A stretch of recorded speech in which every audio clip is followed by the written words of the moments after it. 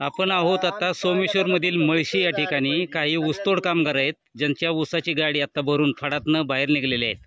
आता वाजलेले आहेत 1:30. सकाळी पहाटे 5 वाजता यांचा कार्यक्रम चालू होतो ऊसतोडीचा. आता या उन्हामध्ये बैलाला पाणी पाजून ते आता बैलगाडी झोपायच्या प्रयत्नात आहेत. वरती त्यांची मिसेस बसलेली आहे, मंडळी त्यांची. पुढेही एक गाडी आहे. काय सांगताल मावशी, किती वाजता आलता रानात? 2:30 वाजता. मग जेवणाचं याचं कसं काय? जेवण काय 9 वाजता केले थोडेफार. बर, आता जेवला का नाही? मग नाही का? हा पोरगा कुणाचा? शाळेत जातो का? इथं जात नाही शाळेत का? तिथं शाळा आहे की बाळा? हे का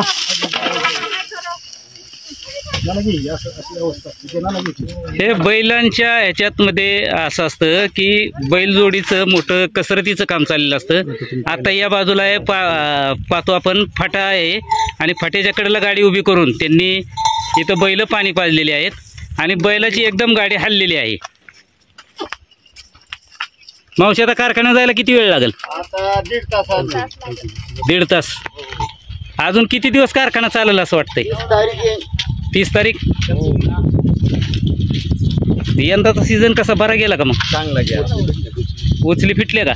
उचली फिटत असतात नाही का? किती उचल घेतली होती? 5 लाख घेतली. बर, मग आता कुठपर्यंत गेला? आता 2 लाख गेला. बर, मग आता कसं काय करणार पुढे पैशाचं? परत यावं लागेल राहिलेलं पैसे. बर, तुम्ही किती घेतली होती मावशी उचल? 3 लाख. मग तुमची फिटली का? बर, एखादी राहील. बर बर, मग आता पुढच्या वर्षी परत यायचं का? कसं वाटतंय दुसऱ्या कारखान्यापेक्षा सोमेश्वर कारखाना कसा वाटतोय आपल्याला? म्हणजे काय अडचण येते? पंक्चरवाली येत नाहीत का? बर बर बर.